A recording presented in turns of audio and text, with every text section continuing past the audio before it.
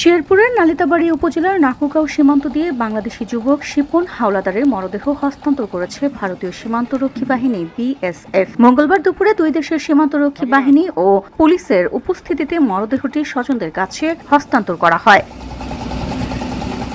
Police ও BGB সূত্রে জানা যায়, প্রায় ১৯ মাস আগে শিপন হাওলাদার ময়মনসিংহ জেলার হালুয়াঘাট সীমান্ত দিয়ে অবৈধভাবে ভারতে প্রবেশ করেন। এ সময় ভারতীয় সীমান্তরক্ষী বাহিনী তাকে আটক করে স্থানীয় পুলিশের কাছে সোপর্দ করে।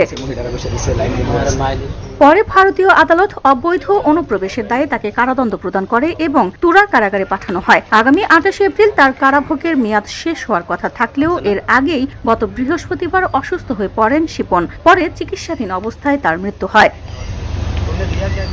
পরবর্তীতে দুই দেশের প্রয়োজনীয় আইনানুগত প্রক্রিয়া সম্পন্ন করে মঙ্গলবার দুপুর ১টার দিকে তার মরদেহ পরিবারের সদস্যদের কাছে হস্তান্তর করা হয়। এ সময় উভয় দেশের সীমান্তরক্ষী বাহিনী ও পুলিশের সদস্যরা উপস্থিত ছিলেন। উল্লেখ্য, শিপন হাওলাদার বগুড়া সদরের সবেজ হাওলাদারের ছেলে।